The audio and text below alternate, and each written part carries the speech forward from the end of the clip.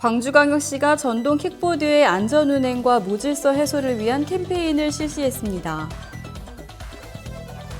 광주광역시가 2021년도 농어촌 장애인 주택 개조 사업을 추진합니다. 정부가 올해 2분기에 도입하겠다고 밝혔던 모더나의 코로나19 백신은 상반기 확보가 어려울 전망입니다. 택배 거래 구조 개선을 위해 택배비가 상자당 200원에서 300원가량 오를 전망입니다. 먹던 어묵탕의 국물을 재사용해 영업 정지 처분을 받은 부산의 한 유명 식당 측이 사과글을 게재했습니다. 자세한 소식은 잠시 후 뉴스에서 전해드리겠습니다. 시청자 여러분 안녕하십니까? STATV 전남뉴스 권민아입니다. 광주광역시는 대학가 등 젊은 세대에서 이용이 증가하고 있는 전동 킥보드의 안전운행과 무질서 해소를 위한 캠페인을 실시했습니다. 이번 캠페인은 광주경찰청과 북구, 동구 대학 관계자들이 전남대학교와 조선대학교 정문과 후문, 캠퍼스를 순회하며 전동 킥보드 교통 법규 준수와 안전운행, 무단 방치 금지 등을 홍보하고 계도하는 방식으로 전개됐습니다. 특히 오는 5월 13일부터 개정 시행되는 도로교통법에 대해서도 중점 홍보했습니다. 시는 전동 킥보드 질서가 정착될 때까지 캠페인을 매월 지속적으로 실시할 계획이며 사용자가 무단 방치 및 교통법규를 위반하는 경우 공유 서비스를 제공업체와 체결한 협약에 근거해 향후 위반자의 대여 제한을 강력히 요구하고 교통법규를 위반하는 경우 경찰에 의뢰 단속토록 할 계획입니다.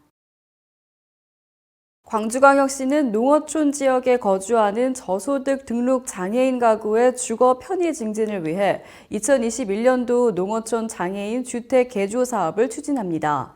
올해 사업은 자치구 수요 조사를 거쳐 농어촌 지역 장애인 10가구를 대상으로 선정했으며 가구당 380만 원씩 총 3,800만 원을 지원합니다.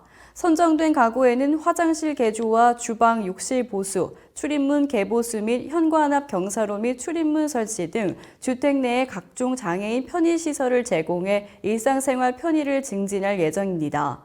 정현윤 시주택정책과장은 농어촌 장애인 주택 개조 사업을 통해 열악한 주거 환경에 처한 장애인 가구의 주거 환경이 개선되도록 최선을 다하겠다고 말했습니다. 문재인 대통령이 5월부터 가능하다고 밝힌 모더나 백신 도입이 하반기로 미뤄진 것으로 확인됐습니다. 홍남기 국무총리 대행 겸 경제부총리는 20일 국회 경제분야 대정부 질문에서 문 대통령이 연말에 모더나 최고 경영자와 화상통화로 확보했다는 모더나 백신은 어디 있냐는 국민의힘 김은혜 의원의 질문에 상당 부분이 상반기에는 물량이 많이 들어올 수가 없는 상황이고 하반기에는 들어오게 돼 있다고 답했습니다. 홍남기 총리 대행은 청와대가 2분기 2천만 명분을 확보했다고 한 것은 거짓말인가라는 김 의원의 질문에 아스트라제네카, 모더나, 얀센, 노바백스를 다 합쳐서 말씀드리는 것이라고 설명했습니다. 앞으로 택배비가 상자당 200원에서 300원 오를 것으로 보입니다. 정부는 택배 거래 구조 개선을 위해 이 같은 방안을 택배업계와 국회 측에 제시한 것으로 알려졌습니다.